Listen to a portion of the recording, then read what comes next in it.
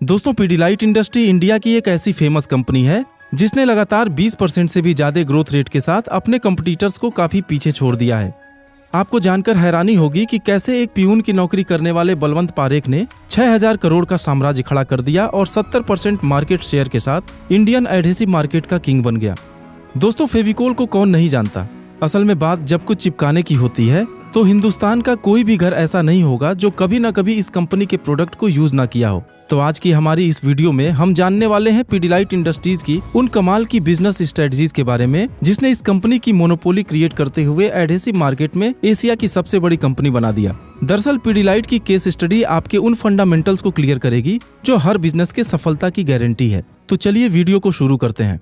गुजरात में पैदा हुए बलवंत पारेख एक लॉ ग्रेजुएट थे, लेकिन कभी प्रैक्टिस नहीं किए और एक वुड ट्रेडिंग कंपनी में पियून का काम करते हुए उन्हें पता चला कि मार्केट में केवल एनिमल फैट से बना हुआ बदबूदार एडहेसिव ही मौजूद है। पारेख साहब अपना खुद का बिजनेस शुरू करना चाहते थे और इसमें उनको एक अपॉर्चुनिटी दिखी। दिमाग में एक केमिकल बेस्ड हाइजेनिक एडहेसिव बनाने का आइडिया आया और इस तरह से सन 1959 में पीडीलाइट ब्रांड की शुरुआत हुई। दोस्तों, एडहेसिव बनाने वाली बहुत सी कंपनियों के मार्केट में मौजूद होने के बाद भी आखिर पीडीलाइट इंडस्ट्रीज ने ऐसी कौन सी स्ट्रेटजी अपनाई जिससे वो सबका फेवरेट ब्रांड बन गई।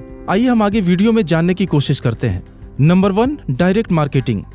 फेविकोल ब्रांड ने डीलर्स और रिटेलर्स पे फोकस न करते हुए डायरेक्ट कॉन्ट्रैक्टर्स, कारपेंटर्स और प्लम्बर्स पर फोकस किया, क्योंकि उन्होंने मार्केट रिसर्च में पाया कि कंस्ट्रक्शन में डिजाइन तो ओनर का होता है, लेकिन उसमें लगने वाले मटेरियल्स का फैसला काम करने वाले लोग ही लेते हैं। और उन्होंने स्पेशल प्रोग्राम के जरिए उन लोगों को फेविकोल के फायदे बताने शुरू किए, जबकि उन्हें फ्री में ट्रेनिंग और डिजाइन बुकलेट देकर इमोशनली फेविकोल ब्रांड के साथ अटैच्ड कर लिया। और जब हमारे प्रोडक्ट का एंड यूजर ही हमारा प्रचार करने लगे और दूसरों को रिकमेंड भी करने लगे तो सफलता की बुलंदियां दूर नहीं रह जाएंगी। Number 2, promotion strategy and innovative marketing.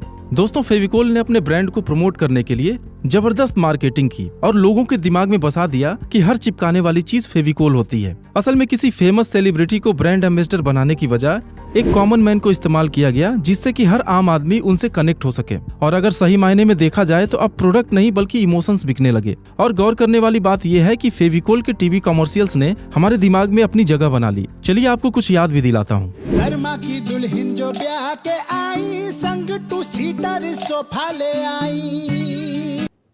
कबाड़ी वाली, पर ये सनग्लासेस, इयररिंग, बैग, सैंडल्स, ये सब तो मेरे हैं। टूट गए तो तूने तो फेंक दिए और मैंने चिपका लिए। Oh no! Oh yes.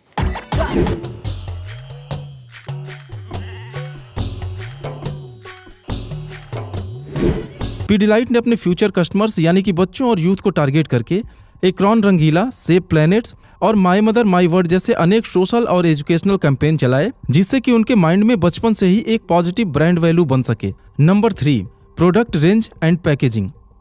दोस्तों, एक बार फेविकोल की पहचान बन जाने के बाद कंपनी ने अपने प्रोडक्ट की रेंज को बढ़ाना शुरू किया। आपको जो भी चिपकाना हो, चाहे वो पेपर हो, फर्नीचर हो, रबर, फोम या फिर वॉलपेपर हो, सबका सॉल्यूशन पीडीलाइट के पास था। और कमाल की बात यह भी थी कि वो हर साइज में मौजूद था।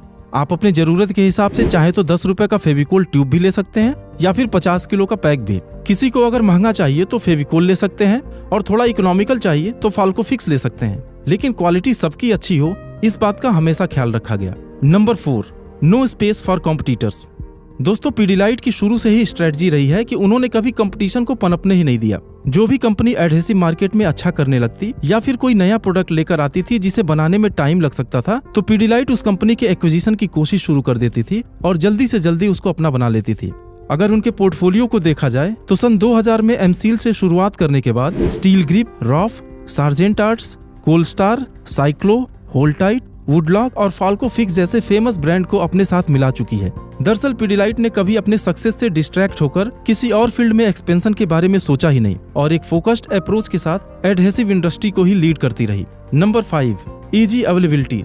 दोस्तों, पीडीलाइट ने अपने डिस्ट्रीब्यूशन नेटवर्क को इतना मजबूत बना दिया कि हर गली, हर मोहल्ले और हर दुकान पर पीडीलाइट के प्रोडक्ट्स दिखते हैं और असल में जो दिखता है वही बिकता है। आपकी जानकारी के लिए बता दूं कि सन 2000 में इस कंपनी में इन्वेस्ट किए गए 10,000 रुपए की वैल्यू 130 गुना बढ़कर आज लगभग 13 लाख के बराबर है। दरअसल पीडीलाइट के लिए सप्लाई चेन को मेंटेन करना इतना आसान नहीं था, क्योंकि एडहेसिव प्रोडक्ट्स का मैन्युफैक्चरिंग कॉस्ट क्रूड ऑयल और पेट्रोलियम पर डिपेंड करता है, जो कि फ्लक्चुएट करता रहता है। और ऐसे कॉम्पिटिटिव मार्केट में भी प्राइस को स्टेबल रखकर शीर्ष पर बने रहना हम सबको इंस्पायर करती है।